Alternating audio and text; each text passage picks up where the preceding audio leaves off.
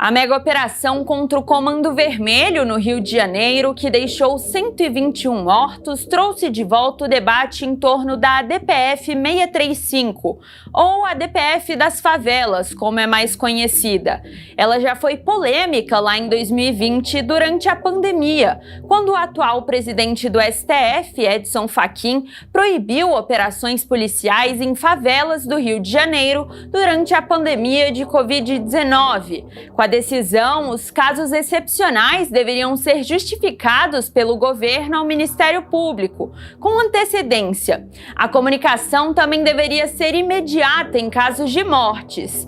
A ação jurídica foi apresentada pelo PSB. Segundo eles, as forças de segurança não preveniam mortes e conflitos armados, muito pelo contrário, incentivavam. Após a mega operação no Rio de Janeiro na última semana, o governador do estado, Cláudio Castro, comentou das dificuldades enfrentadas pelos policiais para acessar áreas dominadas pelo tráfico. Segundo ele, a decisão do STF é maldita e deixou heranças que ainda hoje prejudicam a atuação das forças de segurança. Arguição de descumprimento de preceito fundamental, a ADPF, é um instrumento jurídico usado pelos ministros do STF para evitar ou corrigir uma violação grave a princípios fundamentais da Constituição, mas somente quando essa violação é causada por um ato do poder público. Com a posse de Fachin e a aposentadoria de Luiz Roberto Barroso, Alexandre de Moraes fica como relator temporário da ação. Ele já determinou que a Procuradoria-Geral da República se manifeste sobre a mega operação. Enquanto um novo ministro não é indicado ao Supremo, Moraes fica responsável por despachos e decisões urgentes do processo. O ministro viajou até o Rio de Janeiro, dia 3 de novembro, para audiência com o governador do estado e outras autoridades envolvidas na ação policial. Cláudio Castro deveria prestar esclarecimentos de maneira detalhada, mostrando o relatório da operação, número de agentes envolvidos, identificação das forças atuantes, armamentos utilizados, número oficial de mortos, feridos e pessoas detidas e outras informações solicitadas pelo ministro. Para o delegado André Santos Pereira, especialista em segurança pública, a ADPF surgiu em um momento de alta letalidade nas ações policiais. No contexto em que a ADPF foi proposta, o Rio de Janeiro passava por um período de inúmeras operações policiais, portanto, com um índice alto de letalidade decorrente dessas ações.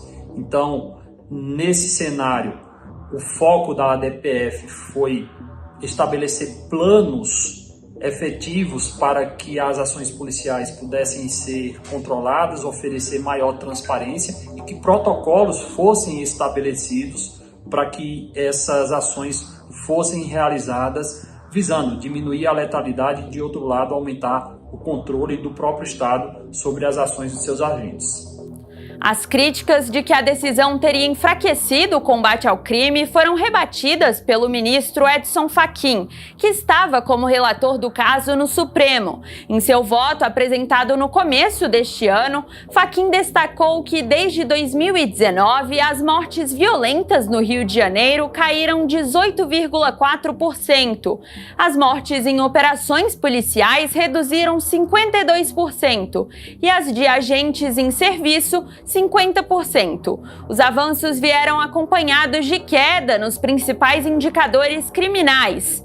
Apesar dos resultados, André Pereira reconhece que as forças policiais ainda enfrentam desafios para se adaptar às novas regras. Existe a crítica em relação ao engessamento das ações policiais diante das determinações realizadas pelo Supremo Tribunal Federal. É uma questão de adaptação das forças policiais, de terem os recursos necessários para cumprirem os protocolos e até mesmo treinamento no âmbito dessas operações policiais. Já para o advogado criminalista Berlink Cantelmo, a ADPF das favelas impôs mudanças estruturais importantes no modelo de segurança pública do estado do Rio de Janeiro. Entre as diversas medidas propostas pela ADPF 635, a nominada ADPF das favelas, Nós temos a determinação para que o governo do Estado do Rio de Janeiro,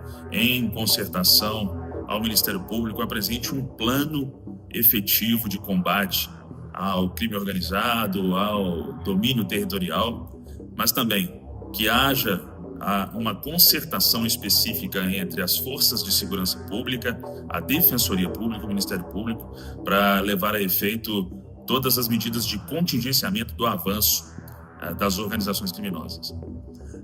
São alterações e determinações propostas pela Arguição de Descumprimento de Preceito Fundamental que alteram significativamente a estrutura estatal do ponto de vista da implementação de políticas públicas condizentes à realidade do Estado do Rio de Janeiro. Logicamente que tudo isso vai demandar um tempo de maturação, um tempo de implementação e, de acordo com a escalada do crime, nós não temos como parametrizar em quanto tempo, de fato, todas essas determinações e as suas respectivas estruturações poderiam efetivamente surtir o efeito desejado para a sociedade. Mas para quem vive nas comunidades, a percepção é diferente. A instituição Redes da Maré acompanha a implementação da DPF desde o início e afirma que ela salvou vidas e trouxe mais controle sobre as operações. E acho que é de amplo conhecimento, a partir de pesquisas e do próprio monitoramento dos institutos de segurança pública, de que a DPF 635 teve um impacto direto na letalidade policial. Então, a gente acompanha entre 2019 e 2023 uma diminuição das mortes, das letalidades, em 18%, mais ou menos, salvo engano, e esse número diminui drasticamente durante operações policiais. Então, a gente tem uma queda aí de mais de 50% da letalidade policial durante as operações. Tainá também explica que nas comunidades o sentimento é de medo e desamparo após a mega operação. O acompanhamento que a gente tem feito, com a rede de parceiros, com outros movimentos sociais que estão diretamente ligados à população e ao território do Alemão e da Penha, os territórios têm passado por uma dinâmica de luto coletivo, uma esfera de medo, de apreensão. As cenas que foram vistas por toda a sociedade na imprensa são cenas muito traumáticas, sobretudo se a gente for falar das famílias diretamente ligadas às vítimas e também as crianças que estão desde terça-feira, por exemplo, sem escola. Então, hoje é que a rotina, a partir dos dados e do contato com outros movimentos sociais e coletivo de moradores, a gente percebe que hoje a rotina tem retomado à normalidade, retorno aos serviços, escola, educação, saúde, mas ainda com aquela sensação de terra arrasada. Segundo a coordenadora, a operação recente não seguiu todos os parâmetros determinados pelo Supremo. Apesar do governador ter citado que há o uso das câmeras corporais, a gente percebe que não houve perícia de local. Isso é um dado muito relevante para nós que estamos acompanhando desde do início, desde 2019, um dos pedidos mais reiterados por todos os movimentos, que historicamente é solicitado pelos familiares, grupos de mães que acompanham essa agenda de vítimas da violência de Estado, é a perícia autônoma.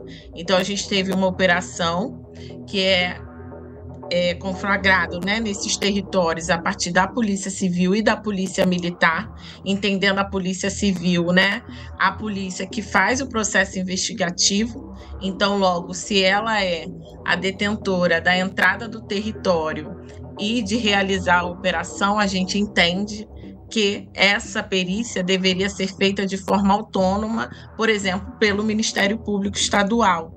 No entanto, a organização destaca que existem avanços institucionais, como a criação do plantão da DPF no Ministério Público, onde cidadãos podem registrar denúncias de abusos.